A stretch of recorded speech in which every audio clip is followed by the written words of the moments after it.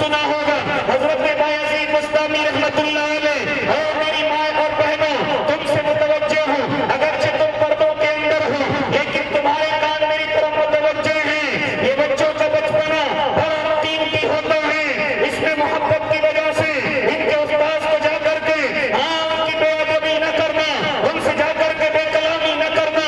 اگر اپنے اولاد کو کامیابی چاہتی ہو تمہیں کس طرح گفتگو کرنی ہے، آپ ایک مثال پیش کرتا چلوں۔ حضرت بایزید بستامی رحمت اللہ علیہ ابھی بچپنے کے اندر ہیں، ان کی ماں نے ان کو پکڑا ہے اور پکڑ کر کے مدرسے کے استاذ کے پاس لے گئی۔ ماں نہیں جانتی کہ حافظ کسے کہتے ہیں، ماں نہیں جانتی عالم اور مفتی کسے کہتے ہیں۔ ماں نے اپنی اولاد کا ہاتھ پکڑا اور پکڑ کر کے حضرت استاذ کے پاس لے کر کے گئی اور جا کر کے اپنے بچے کا ہاتھ اپنے استاذ کے ہاتھ میں دے دیا اور فرمایا مجھے میرا بچہ اللہ کا ولی چاہیے۔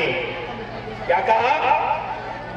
مجھے میرا بچہ اللہ کا ولی چاہیے، حافظ نہیں، میں نہیں جانتی حافظ کیا ہوتا ہے، عالم نہیں، مفتی نہیں، مجھے تو میری اولاد اللہ کا ولی چاہیے۔ چنانچہ استاذ نے سمجھا کہ ماں بیچاری تھوڑی کم علم ہے اس لیے نہیں جانتی۔ استاذ نے بچے کا ہاتھ پکڑا اور استاذ کو کہہ کر کے آئی ہے کہ جب تک میرا بچہ یہ اللہ کا ولی نہ ہو جائے تب تک اسے میری صورت دیکھنے کی اجازت نہیں ہے، میرے گھر آنے کی اجازت نہیں ہے، لہٰذا جب تک میرا بچہ اللہ کا ولی نہیں بن جاتا تب تک اسے میرے گھر پر آنے کی ضرورت نہیں ہے۔ اے استاذ محترم، یہ بچہ تمہارے پاس میری امانت ہے اور مجھے امانت اللہ کے ولی کے روپ میں چاہیے۔ مجھے اگر اللہ کا ولی بن جائے تو عطا کر دینا، اگر نہیں کر سکتے تو منع کر دینا۔ لہٰذا اپنے بچے کو استاذ کے ہاتھ میں دے کر کے آ گئی۔ چنانچہ جب کافی روز ہو گئے بایزید بستامی کو اپنی ماں کی یاد آئی اور استاذ محترم سے کہا استاذ محترم میرا ماں سے ملنے کو دل کرتا ہے، میرا ماں کے پاس جانے کو دل کرتا ہے۔ استاذ محترم نے کہا ارے تمہاری ماں منع کر کے گئی تھی کہ تم اب اپنے گھر تب تک نہیں جا سکتے جب تک کہ کامیاب نہیں ہو جاتے، لہٰذا میں تمہیں اجازت نہیں دے سکتا۔ چنانچہ بچے نے ضد کی اور رونا شروع کیا۔ حضرت بایزید بستامی رونے لگے، استاذ پر بچے کے رونے پر ترس آیا، فرمایا اچھا چلو میں تمہیں اجازت دے دوں گا لیکن تمہیں فلاں جگہ سے لے کر فلاں جگہ تک سبق سنانا ہے، اگر تم نے یہ سبق سنا دیا تو تمہیں چھٹی مل جائے گی، اگر تم نے یہ سبق سنا دیا تو تمہیں چھٹی مل جائے گی۔ چنانچہ بایزید بستامی سبق یاد کرنے میں لگ گئے۔ گھر کے شوق میں، ماں کے دیدار میں اتنا شوق پیدا ہوا کہ سبق یاد ہو گیا۔ استاذ کی خدمت میں پہنچے، سبق سنا دیا۔ استاذ محو تعجب ہے کہ آخر اس نے کیسے یاد کر لیا، لیکن چونکہ استاذ محترم وعدہ کر چکے تھے لہذا بھیجنا بھی ضروری ہے۔ کہا کہ جاؤ اپنی ماں سے مل کر کے جلدی آ جانا۔ بایزید بستامی خوشی خوشی اپنے مدرسے سے تیزی کے ساتھ اپنے گھر پر پہنچے۔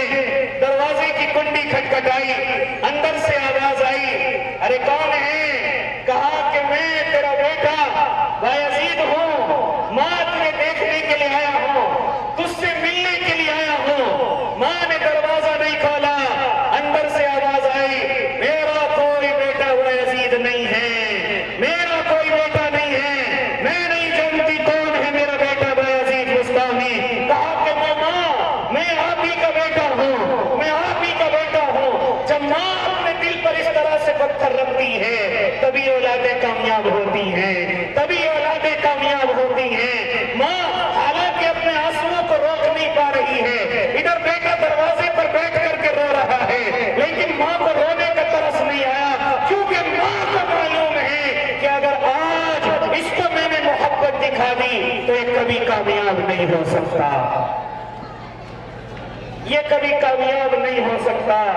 دروازہ نہیں کھولا، بچہ روتا ہوا اپنے مدرسے واپس آ گیا، پھر پڑھنا شروع کیا، پڑھنا شروع کیا، اتنا پڑھا کہ ایک دن استاذ محترم کے خواب میں اللہ کے نبی تشریف لائے اور ارشاد فرمایا ارے بایزید کو گھر بھیج دو، آج اس کو مقام مل گیا ہے جو اس کی ماں نے ارادہ کیا تھا، آج اس کو ولایت کا مقام مل گیا ہے۔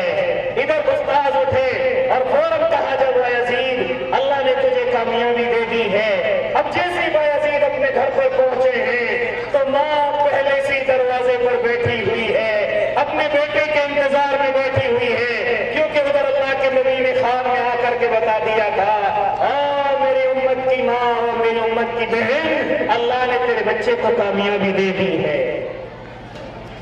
اسی طرح کامیاب ہوتی ہیں اولادیں۔ یہ محبت نہیں کہ اگر اس مدرسے میں پٹائی ہو گئی تو وہاں سے ہٹا لیا جائے،